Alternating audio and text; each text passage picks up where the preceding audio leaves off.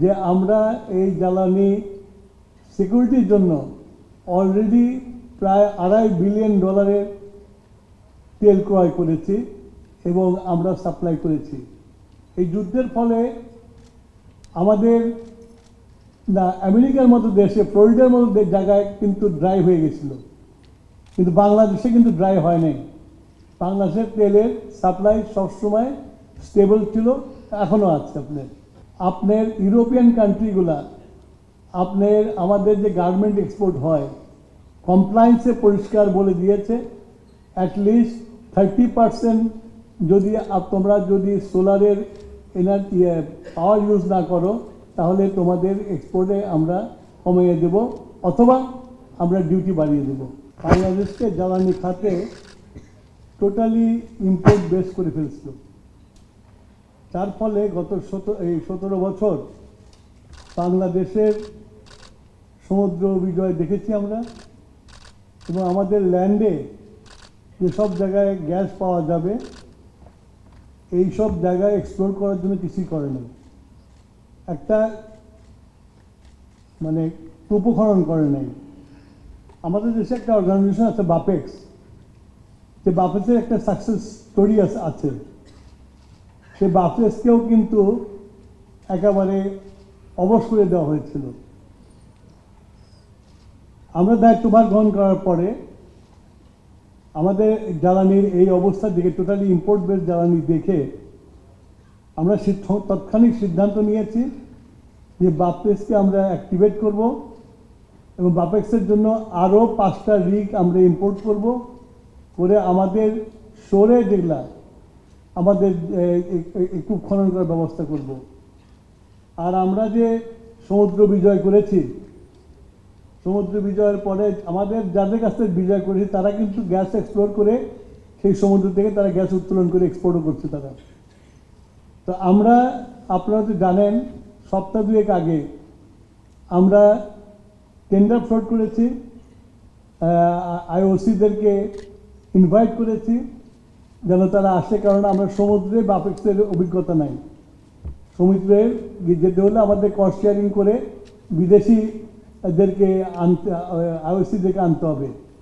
তাদেরকে ইনভাইট করেছি। আমি আশা করি যে আমাদের টেন্ডার ক্লোজিং আছে 1 মাস পরে, টেন্ডার ক্লোজিং হওয়ার পরে তারা আসলে আমরা তাদের সাথে নেগোসিয়েশন করে আমরা এইগুলোকে, ব্লকগুলোকে আমরা অ্যাভয়েড করে দেব।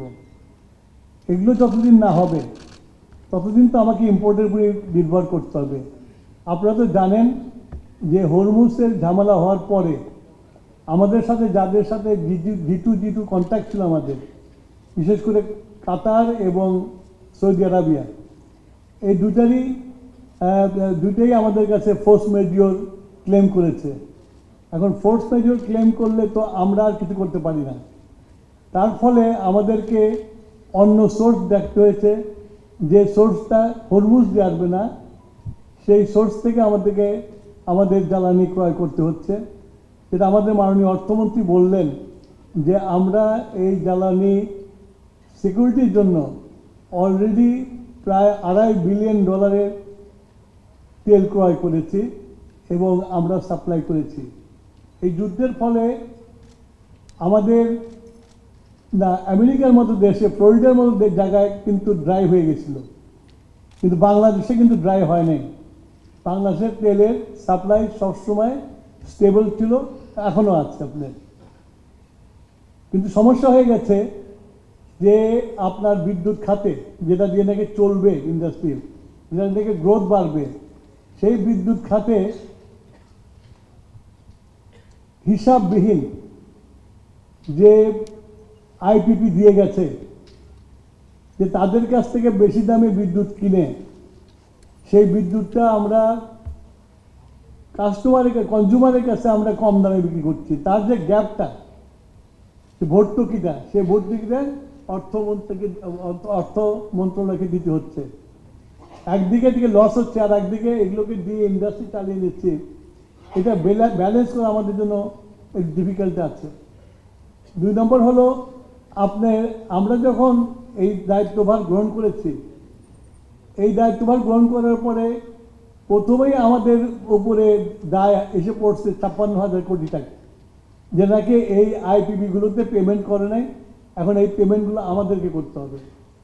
তারপরে তো রানিং যে বিলগুলো আছে সেগুলোকেও পে করতে হবে আপনাকে। তো এর ফলে একটা অর্থনৈতিক চাপ আছে। তো আমরা এগুলো থেকে উত্তরণের জন্য আমরা কাজ শুরু করেছি। আমি বললাম যে কী কী কাজ শুরু করেছি আমরা, এবং আমরা কস্ট কমানোর জন্য সোলার পাওয়ারের জন্য আমরা চেষ্টা করছি। আমরা বলেছি 2030 সালের মধ্যে 5,000 মেগাওয়াট সোলার পাওয়ার আনবো। আমি আশা করি যে আজকে বেশি আসবে। আমি কয়েকদিন আগে দেখলাম একজন আমাদের, আমি জানি না উনি অর্থ প্রফেসর কিনা জানি না, উনি বলছিলেন যে সোলারের প্রয়োজন নাই, কিন্তু আমি বলছি সোলারের প্রয়োজন আছে। এই জন্য প্রয়োজন আছে, আপনার ইউরোপিয়ান কান্ট্রিগুলা আপনার আমাদের যে গার্মেন্ট এক্সপোর্ট হয় কমপ্লায়েন্সে পরিষ্কার বলে দিয়েছে অ্যাটলিস্ট 30% যদি তোমরা যদি সোলারের এনার্জি পাওয়ার ইউজ না করো তাহলে তোমাদের এক্সপোর্টে আমরা কমিয়ে দেব অথবা আমরা ডিউটি বাড়িয়ে দেব। সুতরাং সোলারে আমাদের যেতে হবে, হ্যাঁ সোলারে যেতে হবে, আমাদের ব্যাটারি বেস সোলারে যেতে হবে, যাতে ব্যাংক থাকে। আমাদের যে সময়টা পাওয়ারে আমরা দিতে পারি না সেই সময়টা ওই পাওয়ারটা দেব, সেটা করতে হবে। সেই জন্য আপনারা বাজেটে দেখবেন এই সোলারের ব্যাটারির উপরে ডিউটি 0 করে দিয়েছে, সব কিছু উপরে 0 করে দিয়েছে। সুতরাং এই ব্যাপারে আমরা পজিটিভলি কাজ করছি। আমাদের একটু সময় দিতে হবে, মাত্র তো কয় মাস গেল আমাদের। আশা করি যে 2-2.5 বছর পর থেকে আপনারা আমাদের এই কাজগুলোর ফল পেতে পারবেন।